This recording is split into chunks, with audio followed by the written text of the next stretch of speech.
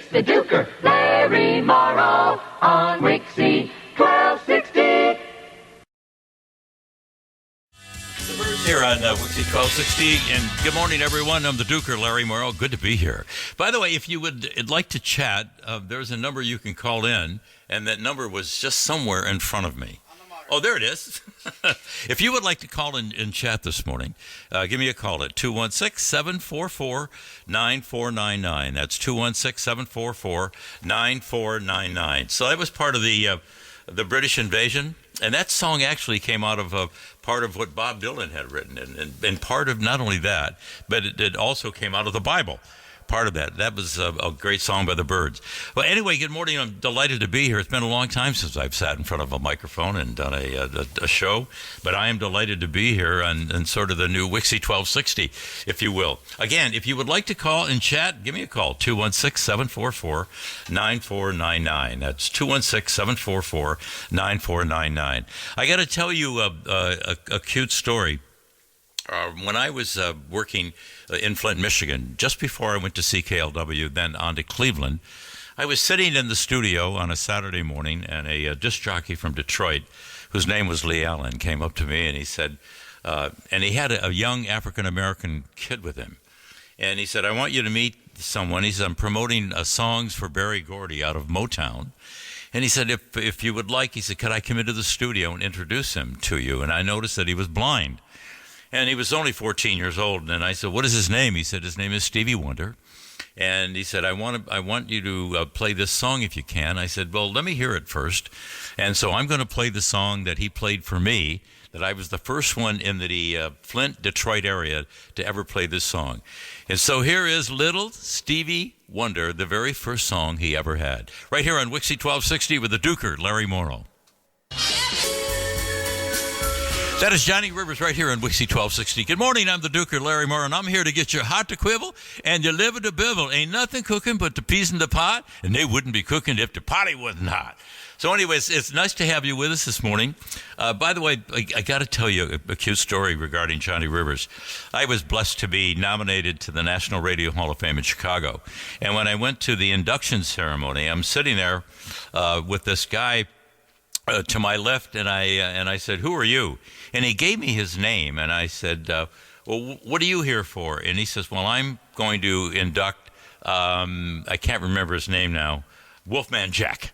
He said, I'm going to induct Wolfman Jack. And I said, well, Wolfman Jack is going to be introduced by Johnny Rivers. He said, I am Johnny Rivers. But he had his real name, and I can't remember what that was then. And I actually slapped him on the shoulder, and I said, are you kidding? I've been playing your music for a long time, Johnny Rivers. So anyway, that was really wonderful to be at the National Radio Hall of Fame, to be with my dear close friend, Casey Kasem, who was the master of ceremony that night. But anyway, let's continue with more music here on WIXY 1260. Let's get down with the Rolling Stones. Okay, right here on WIXY 1260, the Stones, and with a 19 Nervous Breakdown. WIXY Larry Morrow Radio. I haven't heard that in a long time. Anyway, good morning, everyone. I'm the Duker, Larry Morrow, and I'm glad to be here on WIXY 1260 online, by the way. It's great fun to be sitting in front of a microphone once again. I wanted to tell you a story regarding Terry Knight in the Pack. When I worked at WTRX in Flint, Michigan, just before I went to CKLW, and then before I came to Cleveland, I worked with a guy by the name of Terry Knight. And Terry Knight left WTRX in Flint and then went to CKLW. And after he left CKLW, then I replaced him at CK. And then he went on, but one of the wonderful things that Terry Knight and I did is that we both played guitars. And so Terry one day said, Larry, let's go out and make some money. So we would take our guitars, and at noontime, we would go to one of the shopping centers in Flint, Michigan, and play our guitars, and we would get paid $25 a piece for that. And so we thought that was great money. So when Terry Knight came to Cleveland, and now I'm at WIXY 1260. I had spent that time 2 years at CKLW, and then I came to WIXY 1260, and Terry Knight had a song called I Who Have Nothing at All, which is not a song that he ended up writing. But anyway, it was a wonderful song, and I took him to one of the high schools in Parma. I can't remember what the high school was. What was the big high school in Parma? Valley Forge? No, a littler one than that. Pardon? Nope, not Normandy. It was right on the corner of actually of where the McDonald's was at the time in Parma. But anyway, so I brought Terry Knight over there. I said, Terry, would you do a record hop with me? And so Terry Knight and the Pack came, and they did a record hop with me. And here's the song that we played for the record hop. This was Terry Knight's first big record before they went on to be Grand Funk Railroad. Right here on WIXY1260, WIXY Online with the Duker, Larry Morrow.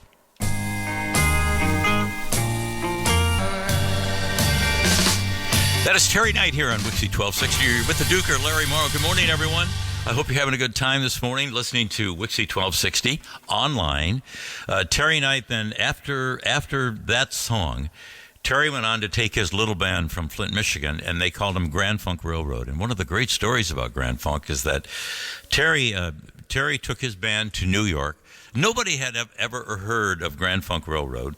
Terry Knight was one of these guys that was so promotionally minded. Was actually a genius at that. He bought the main billboard in New York at Times Square, and he booked the Grand Funk Railroad into the big the big event then. I can't remember what that was, but it was their huge place. And Terry Knight booked him, and all it said was Grand Funk Railroad is coming. He sold out the event, and that was the beginning of Grand Funk Railroad becoming such a huge hit. But it was all because of Terry Knight. And sadly enough, Terry Knight and I stayed in touch for such a long period of time. And then one day I read in the in Billboard magazine that Terry had been murdered from his son-in-law, sadly enough. But he was brilliant at what he did. I got to tell you a great story. One of the most wonderful events that I'll talk about that in a minute. I'm getting ahead of myself because I want to talk about Neil Diamond, but at the same time, when I worked at WIXY1260, the guys that I worked with was Mike Ranieri in the morning, who ate nails for breakfast, and then the Duker, Larry Morrow, came on from 10 till 3, and then Lou King Kirby, and then the Wild Child. And when I tell you that he was wild, he was wild. And when he was on the air, he had sayings like, "I'm the Wild Child. I live in the woods. I know all the trees by the first name." And so I had heard so much of that, and I was a writer of jingles and songs. So I sat down and wrote a song called "Get It On." And I played piano on the session. So here now is the Wild Child with "Get It On." And then Wild Child Freak Out on WIXY 1260.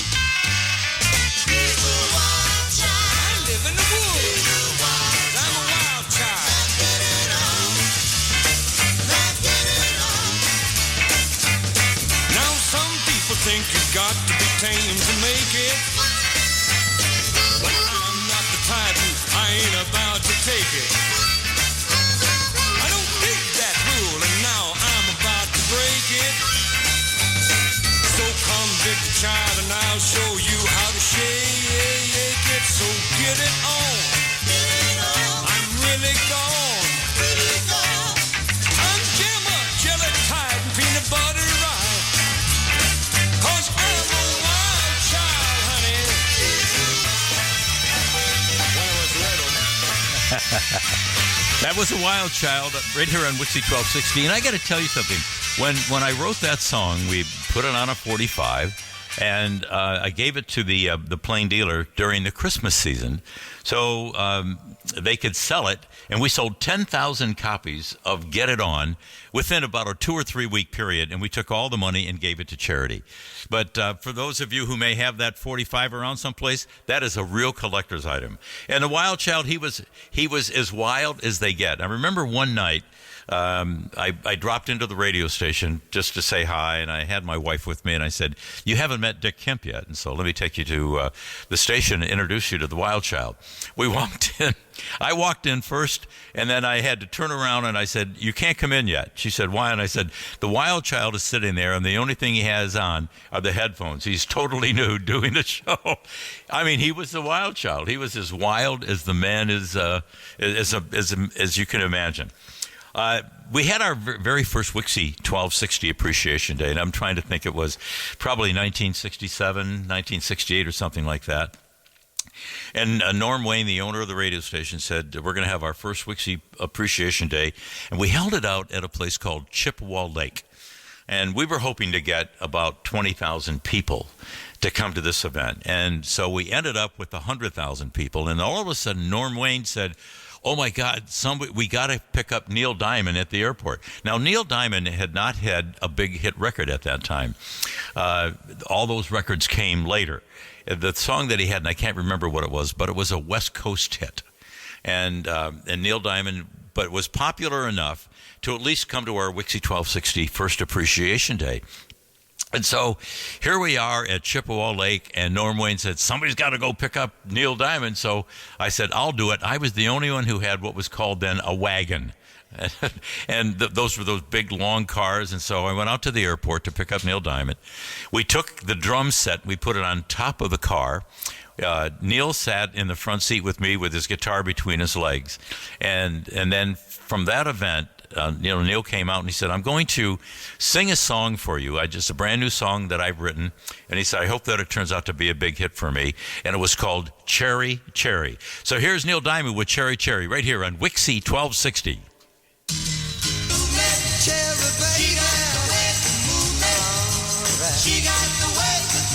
It's the Duker, Larry Morrow on WIXY 1260. Got it? Okay. Sorry to interrupt that piece right there. But anyway, back to Neil Diamond and Cherry Cherry. From that relationship, when I picked up Neil Diamond and, brought him to Chippewa Lake Park, Neil and I had become friendly. And I don't want to misinterpret this and say that we had become close friends.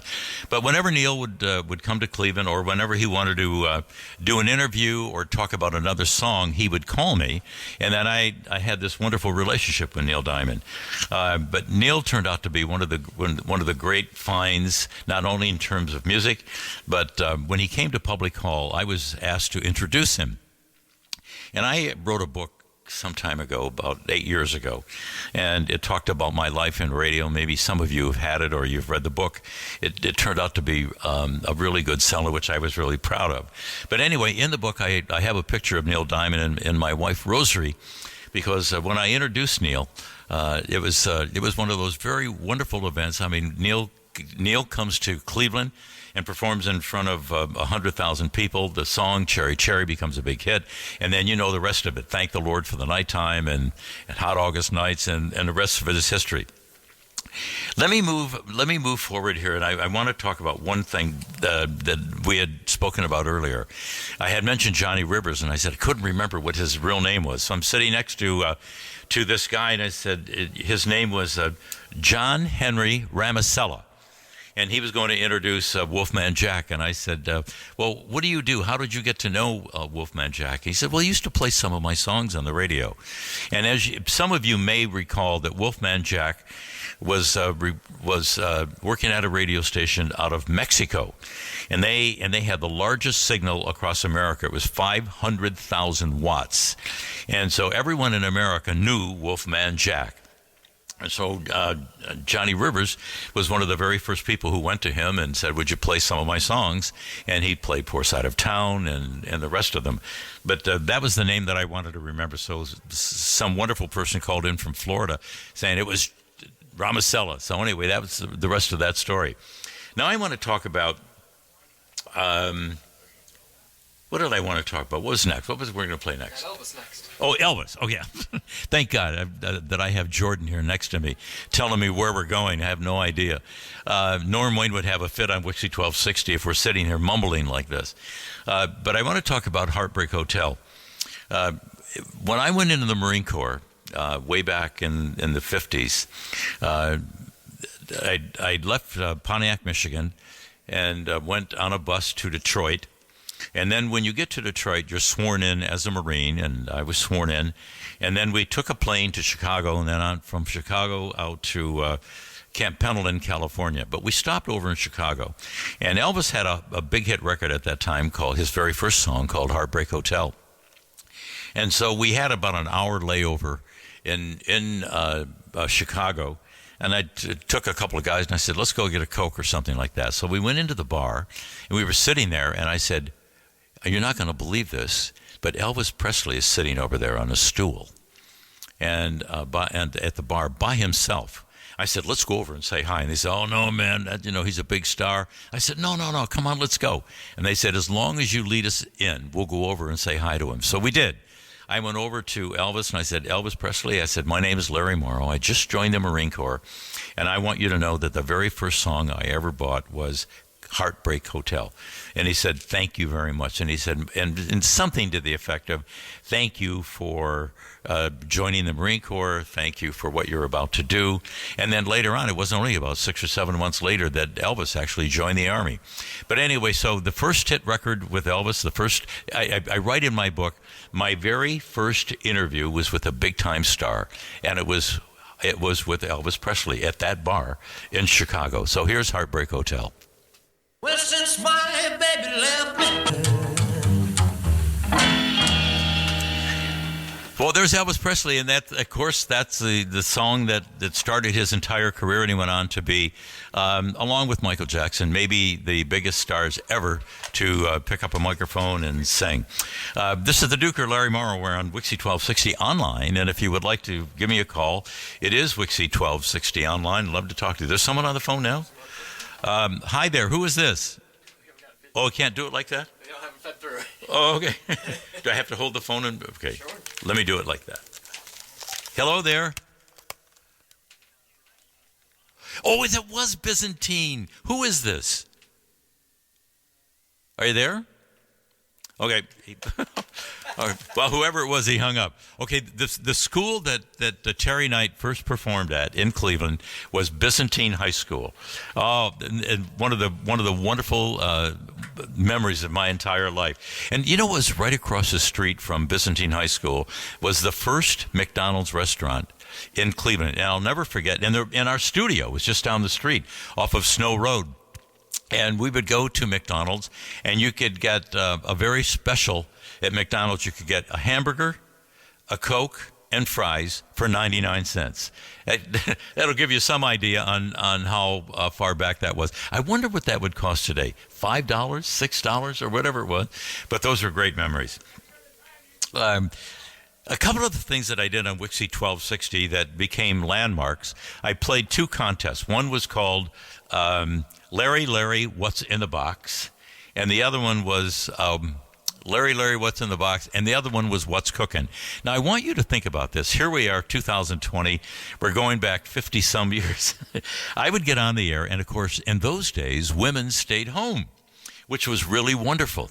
And so I would get on the air and say, okay, it's time for Wonder What's Cooking, and it was sponsored by Wonder Bread. And what I would do is I would start giving an ingredient. I would start out by saying, this is something that you would cook at night for your family. And I would start off giving little ingredients like, okay, a spoon of salt.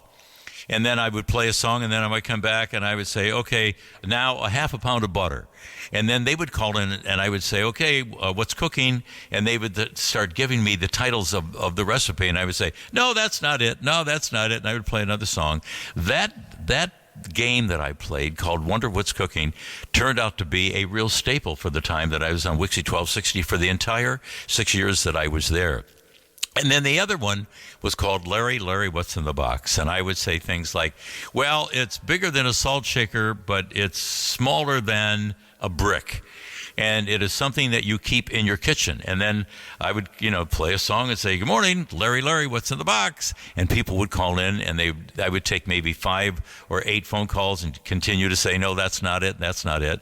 And then play records until someone guessed what it was. So those 2 games, What's Cooking and Larry, What's in the Box, became such an incredible staple for me on WIXY 1260. And whenever I would go places, people would call and say, Larry, a women's group would call and say, Larry, could you come out and play Larry, What's in the Box? And Wonder What's Cooking? In which I did, which was great fun. All right, it is time to continue with more music here on WIXY 1260. And what's next again? Wouldn't it be nice? Oh, well, yeah. Thank God that I have Jordan here to help me to tell me what's next. I keep on forgetting. I write it down, but then I got a million notes here. The Beach Boys. The Beach Boys came to Cleveland right after they had their very first hit record, and I was really pleased to announce them when we had it was called the WIXY1260 Belkin production. And we had all of these concerts at Public Hall, and 10,000 people would show up for these concerts. And, of course, I had the pleasure of introducing the Beach Boys and the song called Wouldn't It Be Nice, right here on WIXY1260 Online with the Duker, Larry Morrow. Well, for those of you who still may have an old Cleveland press around, when the Beach Boys would hear, and I was pleased to stay along with the WIXY Supermen and interview them.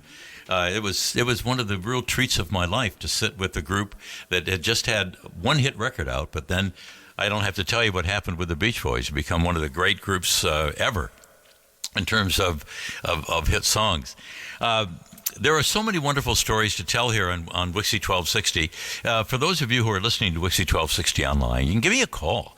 I would love to chat with you, and you might have some stories regarding Larry, what's in the box, wonder what's cooking, or some of the crazy things that we did on WIXY.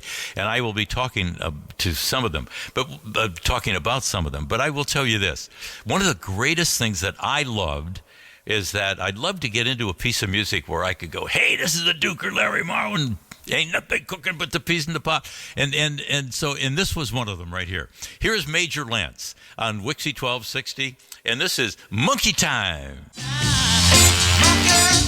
Major Lance here, Monkey Time, with the Duker, Larry Morrow on WIXY1260. If you would like to chat, just give us a call here on WIXY1260 Online. Would love to chat with you.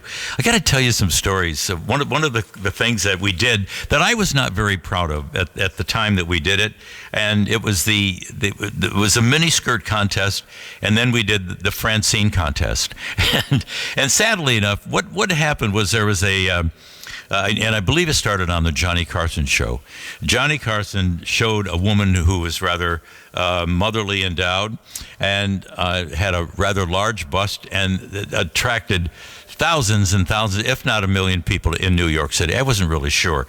But Norm Wayne at that time thought, you know what, let's do the Cleveland version of that. So we had the Francine contest, and we had it at Public Square, and we asked women to come down who were, again, motherly endowed, rather large busted women. And here we had all these teenagers coming down. And we got 10,000 kids to come down, and we actually ended up picking who had the largest bust. And I wasn't really very proud of that, but it turned out to be something that was very important to the radio station at that time. Another thing that we did that was fun to do, but I didn't realize what the result would be. We did the miniskirt contest. Miniskirts had become very, very popular. And again, we were drawing large crowds at Public Square. Wherever WIXY1260 did a promotion, 10,000 people would show up. And so we had the miniskirt in downtown Cleveland at Public Square. And we had a stage that was 12 by 12 by 12, 12 wide, 12 wide, 12 lengthwise, and 12 high. Well, now you have all these young girls, teenagers, and girls into their early 20s with miniskirts on, up on this 12-foot stage, and you can imagine all these young teenage kids sitting looking up at it.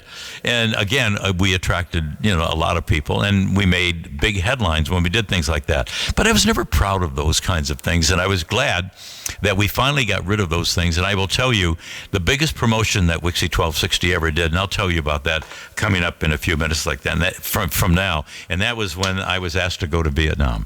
We'll talk about that in a minute. But okay. So now let's continue with more music here on WIXY1260. You're with the Duker, Larry Morrow, on a Saturday morning, and I am just having the time of my life, getting your heart to quiver and your liver to bibble. All right, let's continue with more music on WIXY1260. Ah, yeah. Let's go to Take a Ride. Jenny, Take a Ride with Mitch Ryder and the Detroit Wheels. Stop yelling, Mitch Ryder. Another guy from Detroit. Let's do it. Mitch Ryder and the Detroit Wheels here on WIXY1260, sounding a lot like Little Richard. As a matter of fact, when that came out, people accused him of sounding a lot like Little Richard because he stole some of his little nuances. All right, let's talk about the biggest promotion that WIXY1260 ever did, which really turned the radio station upside down, or downside up, I should really say. Because we had done so many of these promotions, like the big bus contest and the miniskirt contest, we really wanted to do something that would attract a larger audience, because we had the kids. I mean, every person who could afford to get a little transistor radio listened to WIXY 1260, and there was a survey done one weekend, and you may or may not remember the promotion, but it was the what we put on on the top of your antenna? The Tenor-Topper. We had a promotion called the WIXY Tenor-Topper, and I'll get into the Vietnam story in a minute. But the WIXY Tenor-Topper was the one promotion that showed the entire greater Cleveland area that it was not only kids listening to the radio station, but it was adults as well. And we were having a real problem with advertising agencies trying to convince them that adults listen to the radio station as well. So the WIXY Tenor-Topper was a promotion based on this. One of the big restaurants in Cleveland at the time was called Manners Big Boy. And so the promotion went like this. You would go to Manners Big Boy and pick up a WIXY Tenor-Topper, and on the WIXY Tenor-Topper was a number. It was like a 6 or 8 digit number. And so then you would pick up that WIXY Tenor-Topper, take it home, and then every once in a while we would say, if you have WIXY Tenor-Topper 1, 2, 3, 4, 5, 6, 7, you have now 12 minutes and 60 seconds to call into WIXY 1260, and you will win dinner for 4 at Manners Big Boy. That promotion turned out to be a huge promotion, but here's the reason why it took off to be so successful. Norm Wayne thought it would be a great idea if we could take a helicopter or a couple of helicopters on a Saturday during the summer and take them around to all the shopping centers, take pictures of all the cars that had a WIXY Tenor-Topper on them, and then go back to the advertising agencies and say, see, look at how many people have their radios tuned to WIXY 1260. Well, it was unbelievable, because when we got the results back, maybe 90%, but surely not less than that, 90% of every car in every shopping center had a WIXY Tenor-Topper on it. And it turned out to be one of the biggest promotions, because now we could go to advertising agencies and say, look how many people are listening to WIXY 1260. And these are not kids, because kids at that time were not driving. So these weren't 14-year-old kids. Well, the WIXY Tenor-Topper promotion, again, turned out to be one of the greatest ever, until we now have decided that we're going to take WIXY 1260 in a different direction, not in terms of music, but just in terms of the way that the audience would view WIXY 1260. So the program director was Bill Sherrard, and the promotion director at that time was Linda Scott. And they called me into his office, and he said, Larry, we got a great idea. And they said, we just found out that we have 220 kids in Vietnam that are from Cleveland. And we thought it would be a great idea, since you were in the Marine Corps, that you would go to Vietnam and interview all these kids, and then bring the interviews back, and we'll play them over Thanksgiving and Christmas. And I said, I said, first of all, I would do it, being in the Marine Corps. And I said, but at the time, I said, we're not going to get permission. And we did not. We went to everyone. We went to our congressman. We went to the governor. We went to the mayor. Everyone we could think of to write letters to the government to get us permission to go to Vietnam. And it was at that time that the Vietnam War was being played out on national television for the very first time, and it was very, very negative. So we got turned down. And then one day, I get a call from the Pentagon, and it was Colonel Melton. And I take the phone call and said, hi, is this Lawrence Morrow? And I said, I don't know who you are, but I haven't been called Lawrence since I was in Catholic school in the first grade. Excuse me. And I said, what can I do for you, Colonel? I mean, you don't get a call from the Pentagon every day. And he said, Mr. Morrow, he said, your request to go to Vietnam has ended up on my desk. President Nixon would like an end to this war, but we really want to find out how the enlisted men over in Vietnam feel about the war. Not only enlisted men, but the officers as well. And they said, so we're going to send you to Vietnam, and you're going to interview every kid that's in Vietnam from Cleveland, all the bases in Vietnam, and at the time, then you're to ask every one of them how they feel about the Vietnam War, and then make that confidential report back to me when you leave Saigon. So now I get my papers in the mail, And I great big package from the Pentagon. And again, I had not told anyone at the station that I had gotten permission to go until I got the papers. So I get the papers. Excuse me. I get the papers, and that, by the way, that's one thing you never did on the air, was to clear your throat. But since this is WIXY1260 Online. So I get the papers in the mail, and they're addressed to Major Lawrence D. Morrow. Now, when I was in the Marine Corps, I was a corporal, so I was an enlisted guy. I was not a major. So I called the Pentagon back right away, and I said, someone has made a terrible mistake at the Pentagon, because all of these, everything that I have here was addressed to Major Lawrence D. Morrow. And they said, no, that's correct. You're going to get all of your shots. I had to get 21 shots before I went to Vietnam. And then when you get to Saigon, Colonel Melton will explain to you why you are a major. So I get to Vietnam. It was a long trip, by the way. It was 5-6 hours to California, and then from California to Hawaii, another 5 hours, and then 5 hours from Hawaii to where was it? I can't remember. And then on to Vietnam. The whole trip took me about 21 hours on the plane. It was brutal. So then I go to see Colonel Melton, and I said, Colonel Melton, I said, here I am. He gave me the insignia that said that I was a major, and I believe that it was a gold leaf. And so, and I said, why major? He said, because when you're traveling all through Vietnam, interviewing not only Cleveland area kids, but you're going to be interviewing everyone and talking to everyone, because you're going to ask them how they feel about the war. If you're just an enlisted man and you get captured by the Viet Cong, they will probably shoot and kill you. But if you're a major, they'll capture you and then negotiate to get their people back. So that's how I ended up being Major Lawrence D. Morrow. And it's a great story. So now I go to Vietnam. I come back. We send all the interviews that I did with every Cleveland area kid that I could find. And there were so many of them that I interviewed in hospitals and in the field and everywhere.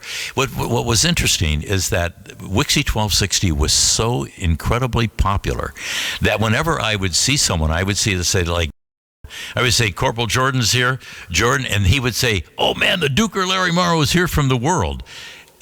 When you were in the service and in the military at that time, in Vietnam, anyone that was outside of Vietnam was considered the world. So they said the Duker Larry Morrow is here from the world, and I brought all those interviews back, and we played those interviews not only at Thanksgiving time, but we played them for Christmas as well. And then I sent a cassette to every single. To the mothers and fathers of every single kid that I interviewed in Vietnam. And that promotion took WIXY1260 from being a bubblegum kind of radio station to being an adult radio station. And when Bill Hickey wrote the article, I believe the title of the article was called WIXY1260 becomes an adult radio station. And that promotion turned out to be, at least for the 6 years that I was there, maybe the most important and impactful promotion that we ever did. And so, and I have so many wonderful memories of that. Now, speaking of that, there was a book out. I wrote my book and talked a little about WIXY1260 in it. But my friend Michael Olszewski, along with Richard Berg and Carlo Wolf, wrote a book called WIXY1260, which is a wonderful softcover book. And I have read it, and I have a copy of it, and talks a lot about what WIXY1260 was about. And Michael really did his homework. And he talked to me about it. He interviewed a lot of people who were part of WIXY1260 at that time. But when I got back from Vietnam, we couldn't find any of the tapes, any of the cassettes that I had recorded in Vietnam. And one day, someone had talked to Michael Olszewski and says, Larry Morrow was looking for some of these tapes because Channel 5 wanted to do a 50th anniversary of my time in Vietnam. Michael Olszewski had some of those tapes and gave them to me, and we gave them to Channel 5. And so last year we did the 50th anniversary of the Vietnam War and the 50th anniversary of me being in Vietnam. And what's so fascinating about that is that as soon as that story was done last year, I got a call again this year saying, Larry, would you come down? We want to do another story on TV5 about your time in Vietnam. And I said, well, we did it last year. And they said, yeah, but guess who we found? When you got off of the plane at Tan Son Nhut Air Force Base in Vietnam, the very first person from Cleveland who met you walked up and said he was so-and-so. And he said, that guy, we found who it was, and he's coming down to do a story with you on Channel 5. And we did that just a couple of months ago, and which was really something. And I have all these wonderful people here at WIXY1260 Online. I'm going to show them that incredible picture. So anyway, we'll just continue with more music here on WIXY1260. What are we playing next, Jordan? We got the Archie, Sugar Sugar. Oh, yeah. WIXY1260 became, I mentioned it earlier, the worst thing you could be called in radio was a bubblegum radio station, which meant that only kids listened to it. But guess what? This was one of the songs that we loved, and it was Sugar Sugar. And it was the precursor to what we called bubblegum music at that time. So let's continue with the Duker, Larry Morrow, on WIXY1260.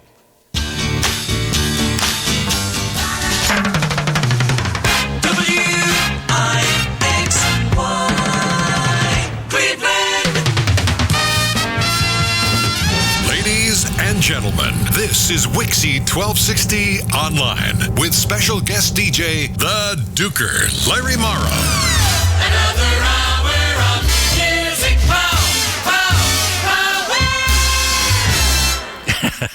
And I am the Duker, Larry Morrow. I don't know if I sound much like I sounded 50 years ago or over 50 years ago, but it was great fun being the Duker. Well, where did that come from? Where did the name the Duker come from?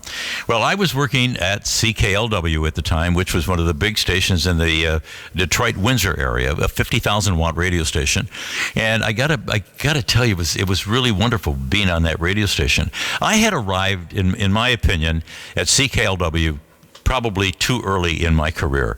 You don't normally get to a major market like Detroit, which was the fifth largest market in America at the time, without somewhere 10 to 12 to 15 years experience. And all of a sudden, I'm there in 2 years because the guy that I replaced at CKLW was Terry Knight. And Terry Knight and I worked in Flint, Michigan.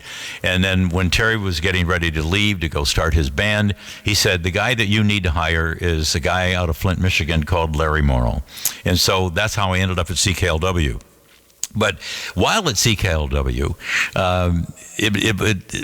being this big 50,000-watt radio station, I was so excited because I'm finally going to be on this huge radio station with my name, Larry Morrow. And up until that time, I was not allowed to use my name.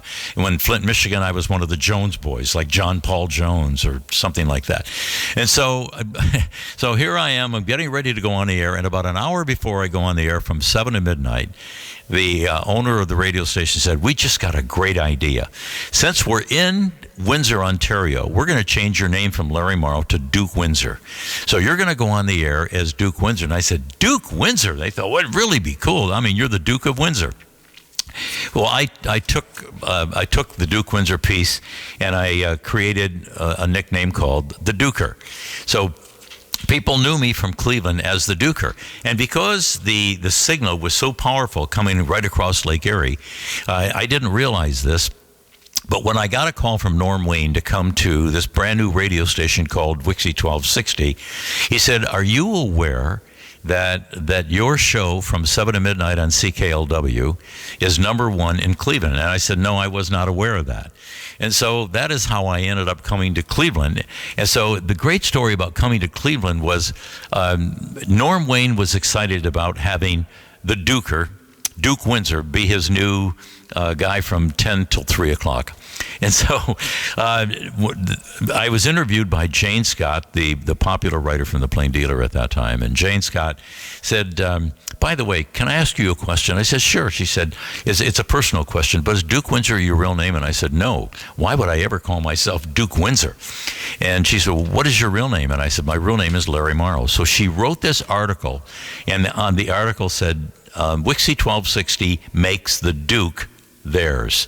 And it was on the front page of the Action tab, which was a great big magazine on a Friday night, and everyone read that magazine. So now I go on the air, and the program director, Johnny Canton, at the time said, what are we going to call you? And he said, here's this article that said, your real name is Larry Morrow.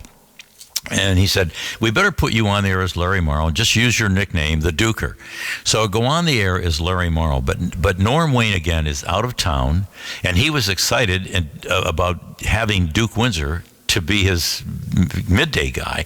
And he was excited about the fact that everyone knew who Duke Windsor was, but no one had ever heard the name Larry Morrow. So I'm on the air now for about a week and a half. Norm Wayne is driving back from Pittsburgh and is listening to WIXY1260, and he wants to hear his Duke Windsor guy. He's listening, and he said, I know that's Duke Windsor, but who the hell is Larry Morrow? And so he comes into the radio station. He actually didn't open the door. He kicked the door to open it. And he looks at me, and of course the microphone was off, and he looks at me and he said, who the hell is Larry Morrow? And even in all of my interviews with him, I never told him my real name. He never asked, so I never told him. And he says, you've blown the whole thing. We hired Duke Windsor, the Duker, Duke Windsor. So then about a year and a half after that, when the ratings came out, and I was number one from 10 until 3 o'clock with huge ratings, I sent him a little note, and I said, Dear Norm, you no longer have to say, who the hell is Larry Morrow? And now that we were number one, and I saved that piece for the longest period of time. All right, let's continue here on WIXY 1260. We have a piece here with Joe Zingali, who is one of the three owners of WIXY 1260. I have no idea what it says, but we're going to play it. Go ahead, Jordan. And I present to you a very close friend over the years. 16 years ago, I came to his radio station. The owner of WIXY Radio at the time, Joe Zingali. Hello, Joseph. How are you? Larry, just fine. What a weekend, huh? What a weekend. You talk about deja vu. It's astonishing to me how many lives we touched with the old WIXY 1260. You know, Joe, a guy called in here today, and of course before I got to WIXY, and he said, Larry, I have an old WIXY 1260 survey, and he mentioned Howie Lunn, Johnny Canton, Johnny Walters, Al Gates, Joey Reynolds, and Bobby Magic. That had to be the very first lineup at WIXY. That was exactly the first. That's when we first bought the station. First changed the format. Sure. To the rock. And people thought we were crazy because there were two other rockers in town at the time. There was WHK, was owned by Metro Media, and all the money in the world. They owned the Billboard company in town. And of course it was KYC also was the station you're on now, which was 50,000 watts. That was owned by NBC. Those were the number one and number two radio stations in Cleveland in 1964 is when we bought the station. And of course we bought the sleepiest station in town was the old WDLK, owned by Fred Wolf at the time, used to have polkas on all the time. And out of 8 AM radio stations, I think that was ranked 9th. So we changed the format, and people told us we were crazy for going rock because there were too many rockers, and the market couldn't support 3 top 40 stations. And I said, yeah, you're right, but we'll be the survivors because we were, local people, and we could move faster. That's really what we did. You know, Joe, when I came here in 1966, when you and Norm Wayne talked to me, came in one day, he said, this station, both of you said, this is going to be the greatest radio station that this city will know. And I said, no way. There's absolutely no way. But since I was out of a job, I said, I'll come to Cleveland for a few months, 16 years ago. No, it's not only do we become the top radio station in Cleveland, Larry, but do you realize that in the late 60s, WIXY was known as the top radio station in the country? Oh, sure. I mean, we were doing, as a matter of fact, there are stations around the country now that are called WIXY, WEXY. We started that whole series of rhyming nicknames. Oh, sure. You know, Joe, in 1969, I was very fortunate to be named the Disc Jockey of the Year nationally. And that was because WIXY was so popular. Yes. And you've heard all of the people talking about the WIXY Dream House, the WIXY Tenatopper. Right. Promotion was the name of the game, wasn't it? Absolutely. We used to think of promotions as a matter of course.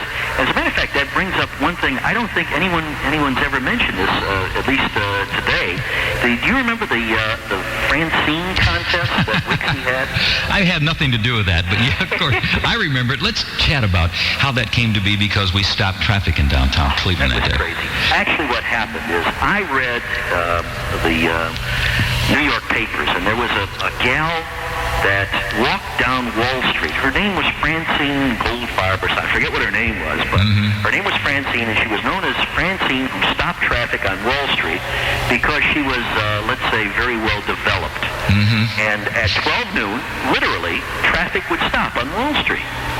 So we thought about this, and we said, why can't we have, Cleveland's got girls that are even more developed than Francine. We decided to have a Cleveland Francine contest, and we had it at 12 noon down at 9th and Euclid, and there were thousands and thousands of people came out of these lawyer types with and accountant types with shirts and ties, all there, and these well-developed gals were on display, and it was just hilarious. I mean, it stopped traffic, and I guess we sent that gal to New York City to then walk down Wall Street. It was Cleveland's answer to Francine. Sure. And they had Johnny Carson talked about it.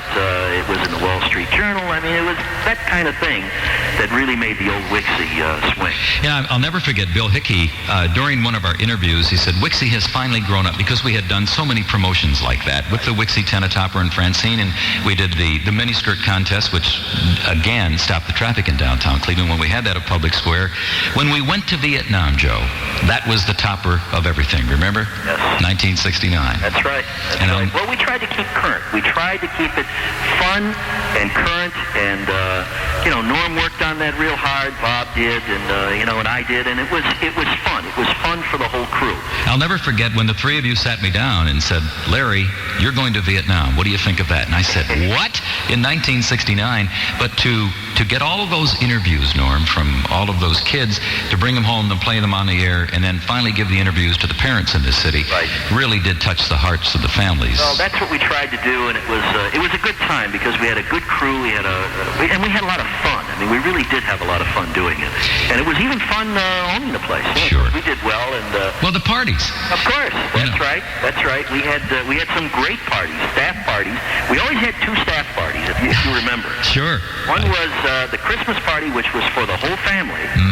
And no one else. And then we had a summer party. That was the summer party for the families. For the families, that's right. So it was a close-knit group. And then you remember the hair party. You remember that? Oh, sure. Your wife was on earlier talking about that. Oh, was she really? I'll be darned. Yeah. Mary Jo was on earlier talking about the hair party. Yeah, that was great. That was just great times, no question about it. Well, Joe, thanks. It was. It's great to hear you. You're one of the great talents in broadcasting. You still are. I love to hear you. You're a gentleman not only on the air but off, and it's fantastic to hear this recreation again. It's a ball for me. Okay, Joe, we're going to continue with it. All right, very good. Joe, God bless. See you soon. I'm Larry Morrow. Let's continue. 1968, baby. Paul Revere and the Raiders. We brought him to town too. You're with the Duker, Larry Morrow, here on WIXY 1260 on a Saturday. It's a beautiful Saturday. Paul Simon, Art Garfunkel here on WIXY 1260 and Homeward Bound. I was just talking to our producer, Jordan, and how music has changed from one generation to the other. When I came to WIXY 1260 from CKLW, it was all about the British invasion. And the Beatles started all of that, and then the Rolling Stones, and then the Animals, and on, so the story goes. And then it changes again, and then it goes to another, then it went to bubblegum music after that. And so every generation brings their own music along with them. I remember when I was at CKLW, and this new group walked in, this little guy by the name of Paul Simon had Art Garfunkel, which I thought had the weirdest hair I'd ever seen. Looked like he had put his hand into an electric outlet, and he was shocked. It was very weird to see that, but it was their first. It wasn't Homeward Bound. I can't remember what their first song was called, but that was the beginning of Simon and Garfunkel. But anyway, I want to get back to the Joe Zingale story because Joe has since passed and now is in heaven. And I just saw his wife the other day, Mary Jo, and we were reminiscing on some of the wonderful things that went on with WIXY 1260. But I got to tell this great story. When I came to WIXY 1260, the name Duke Windsor was a real big name in Cleveland at the time, but WIXY 1260, we had to earn our stripes. And WIXY 1260, within 18 months to 2 years, as Joe had indicated, we just took the entire city by storm. And so I remember saying to Norm Wayne, Norm, who do I have to beat in Cleveland? And he said, there's a guy by the name of Bill Randall. Bill has the biggest ratings. And I said, okay. And I listened to Bill Randall, who I later had great respect for. But at that time, I thought, he was doing a contest on WERE called something, and I thought, that's terrible. He ought to be playing rock and roll music, and he wasn't. So I found out that Bill was making $38,000. Now, I must tell you something. I made big money when I came to Cleveland, $9,000. That was about as big amount of money as you can imagine. And I thought, the guy that I need to beat is making 38, and I'm making 9. But then again, WIXY1260 had no ratings. Well, within 18 months, we're number 1. So then I had mentioned earlier that I was really blessed. There was a magazine called Mirror Magazine, which was the precursor to the People magazine of its day. And I get a call one day, and they said, we're doing a story, and we've done our research, and we're doing a story on the top 12 DJs in America. Now, there are 13,000 radio stations in America, and each radio station had roughly 5 to 6 DJs. And they said, we're going to release the information. I thought it's just going to be a big story about the 12 top DJs, and I was honored to be one of them. But they said, we're going to do it one per month. January would be one, February would be another, March would be another, and I was the January issue of the top 12 DJs in America, and you can imagine how it swelled my heart to have that go on. So now, with that in mind, the numbers became incredible. I ended up with a big share today would be, 9-10% of the audience.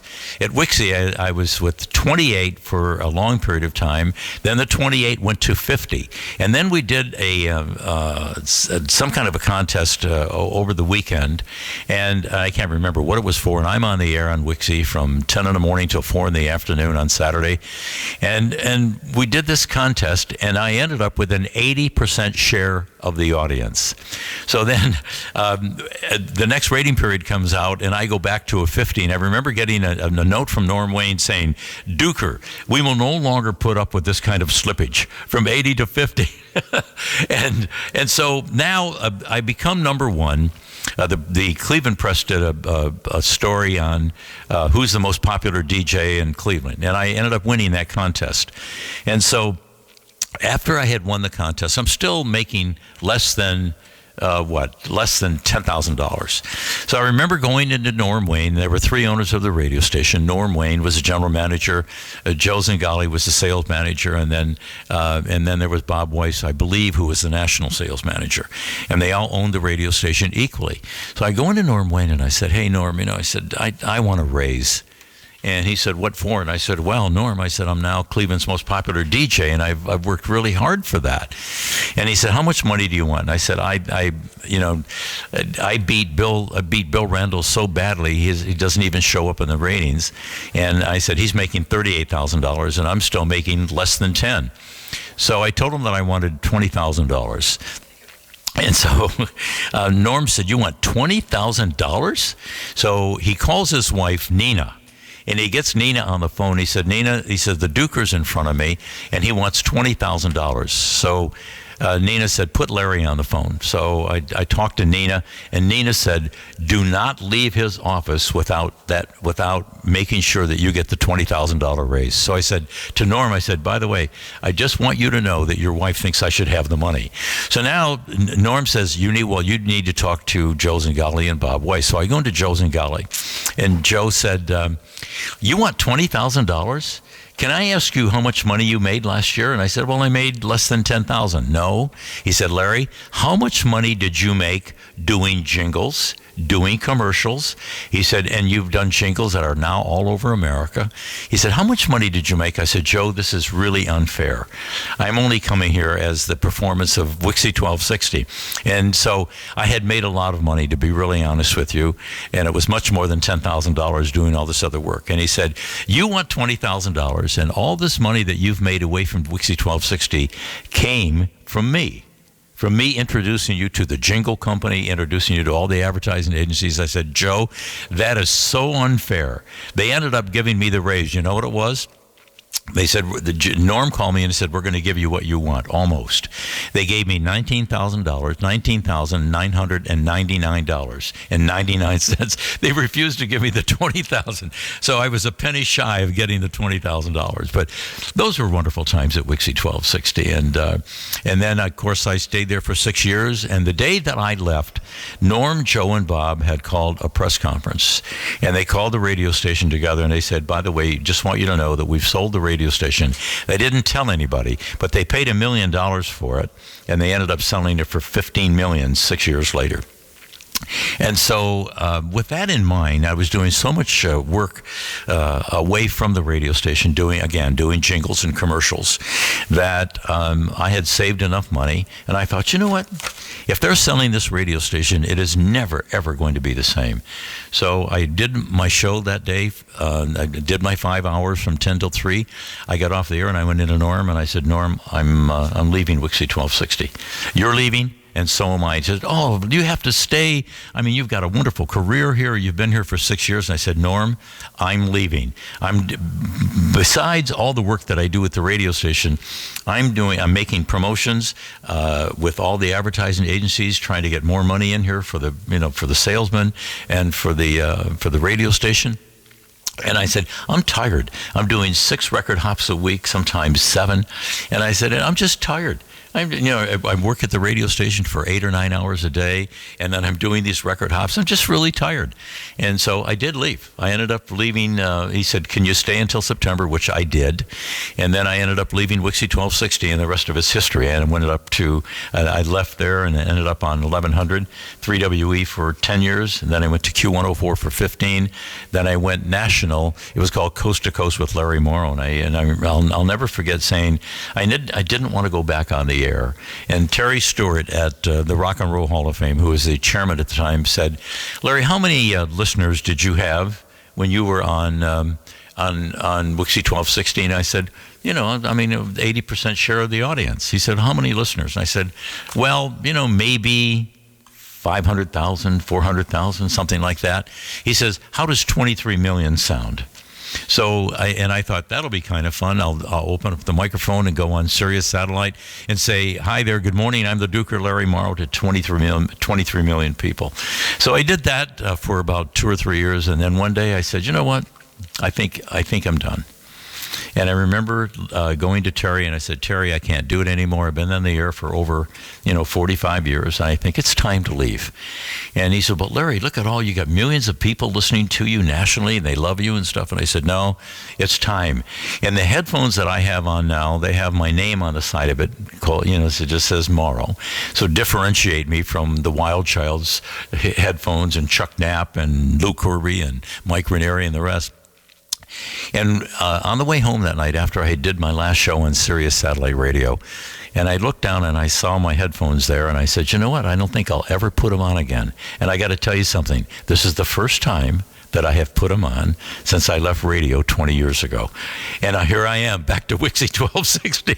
So I've come full circle. Well, let's continue with more music here in WIXY 1260 with the Duker, Larry Morrow. You're with the Duker, Larry Morrow, here on WIXY 1260. This has been some of the greatest fun I've had in a long, long time. I have not sat in front of a microphone other than to do commercials, and I teach at John Carroll. I'm a adjunct professor of executive communications at John Carroll University. So I hung up the microphone to go start teaching, and I teach presentation skills and things like that. So it's great fun. But I understand that maybe Chuck Knapp might be listening online. I'm not really sure, but Chuck, if you are, we all had nicknames. My nickname was the Duker. Mike Ranieri was Mike Ranieri, I eat nails for breakfast. Chuck Knapp was the napper. And I got to tell a great story. We had a basketball team called the WIXY All-Stars. And at one time, it was when we first started, it was called the Larry Morrow WIXY All-Stars. But the biggest All-Stars on the team were Chuck Knapp and Billy Bass. And now Billy Bass was African-American. And we were worried at that time because we had the Huff riots the Huff riots in Cleveland, and the riots that came out of California, out of Detroit, and out of Baltimore. And so being an African American on a radio station wasn't the most popular thing, but Billy Bass had this fabulous voice and was a great personality. And so we took the WIXY All-Stars, and we decided, and what we would do, during the course of the basketball season, we would go out to all of these high schools, and they would put a team together to play the WIXY All-Stars. And by the way, we never lost a game, because we had ringers. I had Paul Warfield, who played for the Miami Dolphins, played for the Browns. Farrah Hooker, who was a wide receiver for the Browns. These were some of the guys that were on the team. But we also had the WIXY1260 Superstars, and two of them happened to be Billy Bass and Chuck Knapp. And we decided to find out how popular Billy Bass was. We took Billy out to Lakewood High School to play the Lakewood High School Superstars, if you will. Billy Bass scored 38 points, but I'll never forget, I saved introducing Billy. I introduced all the players, and then at the end, I introduced Billy Bass, and they brought the house down for Billy, which said to everyone at that point in time, he's a very, very popular guy. He was doing our night show. Wild Child had left and had gone to our WIXY station in Pittsburgh at that time, and so he was very, very popular. And Chuck Knapp was maybe the best basketball player on the team, along with Billy Bass. So, and if Chuck, if you're listening, the Napper, you are something. And maybe some of the greatest moments of my life were with you and your darling wife and my wife, and we did so many wonderful things together. But those years at WIXY1260, maybe some of the best in radio ever.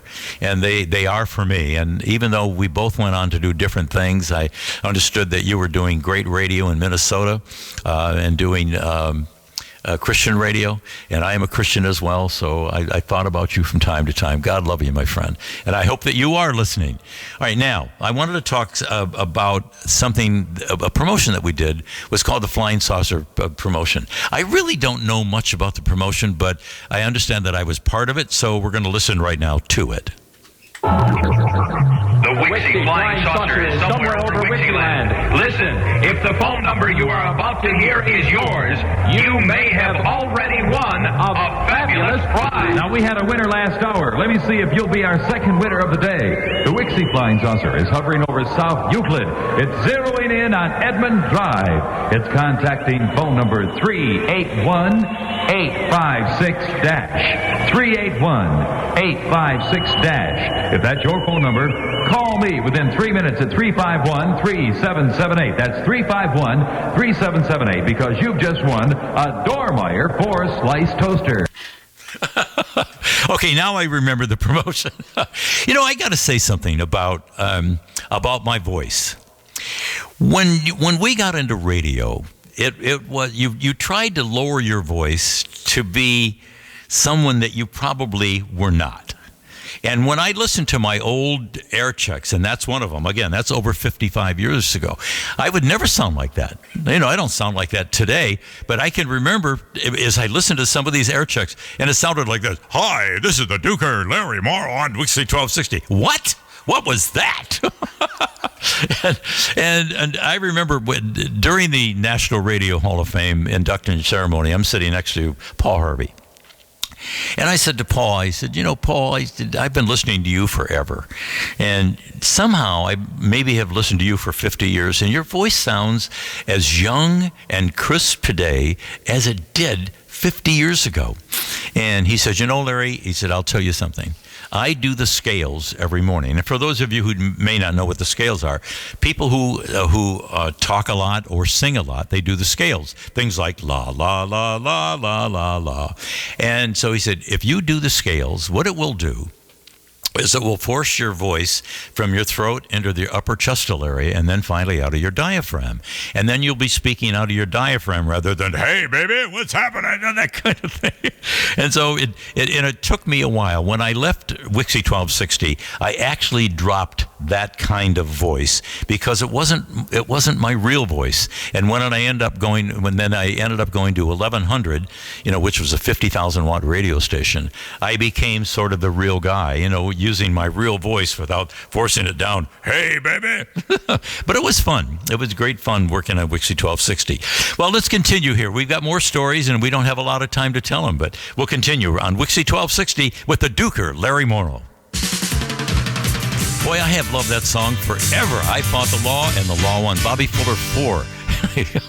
It brings back such great memories. I want to get back to tell a story about the Wild Child. And why did we call him Wild? And I talked earlier, if you weren't listening, talked about one day walking into the studio with my wife. And I said, I walked in first, and he was standing there just with his headphones on, totally nude, doing the show. But I remember getting a call from Norm Wayne one day, and I only lived 5 minutes from the radio station. And Norm called me and he said, "Hey, Duker, I want you to go down to the radio station. Something's going on with the Wild Child. Doesn't sound right. And I just want you to tell me what you see at the radio station." Well, it was during Christmas time. And before I walk in to tell you the story, we had a Christmas tree at our studio, and we all brought Christmas gifts for other people. And so what happened, the day that we were opening the gifts, if someone had a pair of gloves, there was someone had opened the gift and taken one of the gloves out. If someone had a pair of socks, they had taken one sock out, and so somebody had to do that.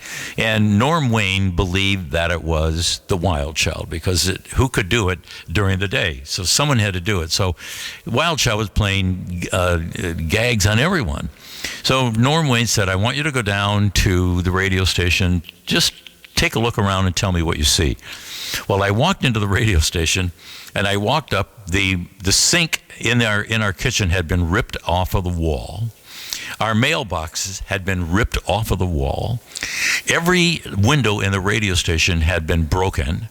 The WIXY 1260 Super, our satellite studio, we called it. It was nothing but a truck with the turntables in it and stuff like that. But that's what we used when we went out to these remotes. And all the windows in that studio were broken. So I went back home and I called Norm and I said, "Norm, I'm assuming the Wild Child did it, but every window in the station has been broken." I talked about the turntables had been ripped off in the production studio. Unbelievable. So then he calls our program director, George Brewer, and he said, "George, I want you to fire the Wild Child right now. Get him out of the radio station." So George Brewer calls the Wild Child, who he was friends with because we were all very, very close. He said, "Child," he said, "I just want you to know what you've done to the radio station." Larry was there, told us what it was, and he said, "So you're fired." What we didn't realize is that the Wild Child during that conversation had put him on the air.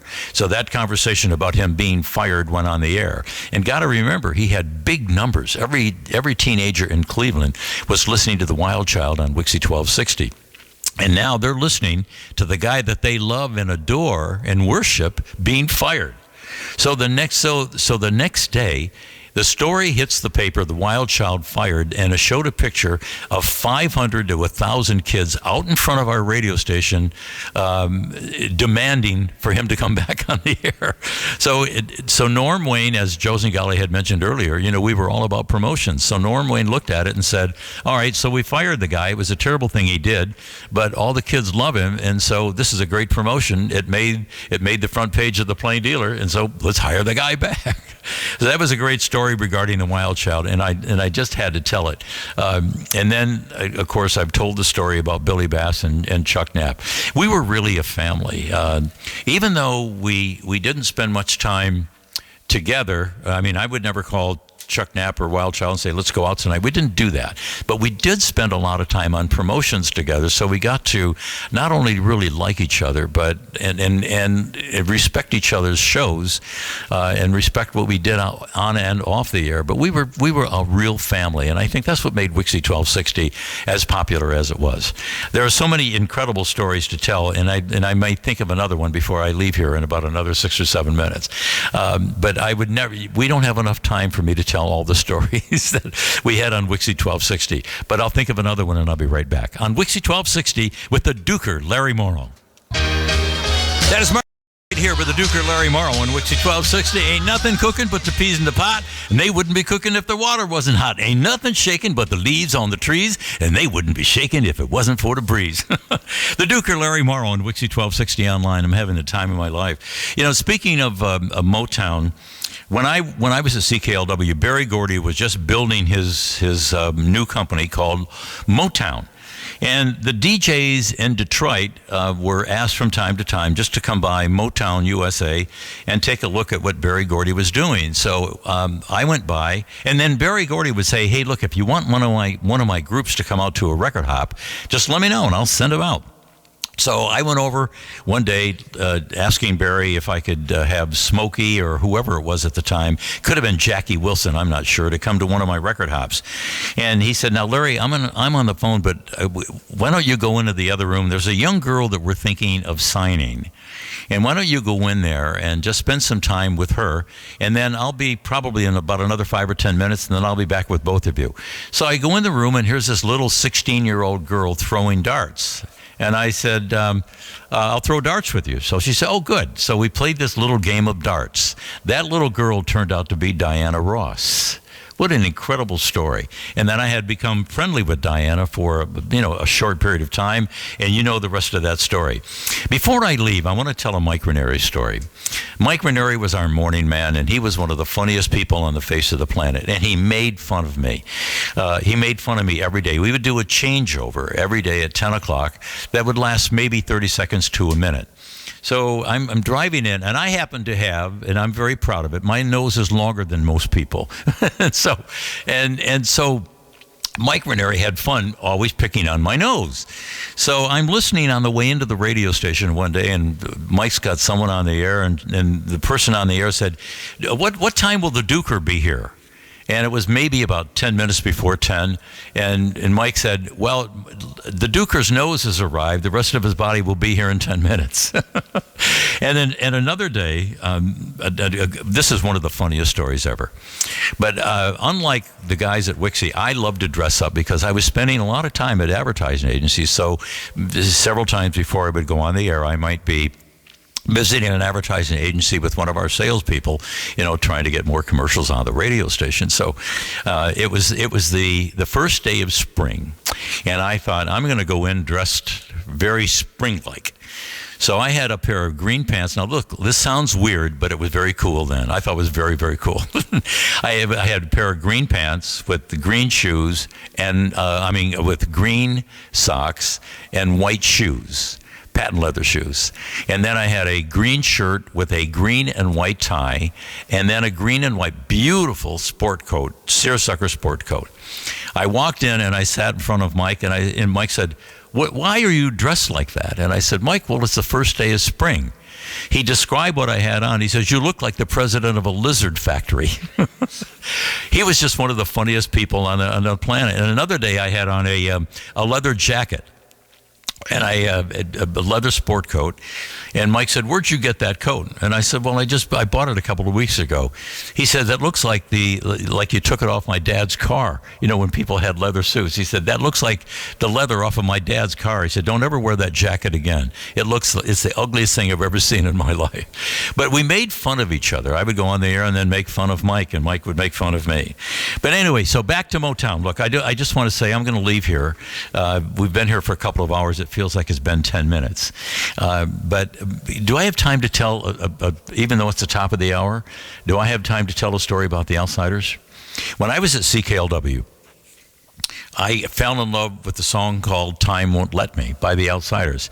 And then I found out later that they were from Cleveland. And so I continued to play the song, and I said, and for those of you who live in Cleveland, and I didn't realize the impact that my show from 7 to midnight on CKLW, I didn't realize the impact that it had in Cleveland, and I found out later what it was. But anyway, so I fell in love with this song, and then so now the song becomes a giant hit. I come to Cleveland, and the first guy that I meet is the guy who was the lead singer of Time Won't Let Me. Remember who it was? Who? Tony Geraci. And so I get a call one day from this guy. He says, do you know my name? And I said, the name sounds familiar. He said, I'm the guy who wrote the song called, With the Outsiders. He says, I'm the lead singer, and I'm the guy who formed the group. And then we became dear close friends. And then, we lost Sonny Geraci about, I think 2 or 3 years ago, sadly enough. And but the last time I was with him, I was signing books and he was performing. I said, Sonny, look at the impact that you had on the music world. And he said, it never would have been that way had I not you becoming so in love with our song when you were on this big radio station in Detroit. Great story. All right, so anyway, so you know how much I love Motown. So I will see you again soon. So in the meantime, as I used to close every single show, do all the good you can to every time, to do all the good you can to everyone you can, every single time you can. Love you all. This is WIXY1260 Online. Thanks, guys, for having me here. I've loved every single second of it. WIXY. Larry Morrow. Radio.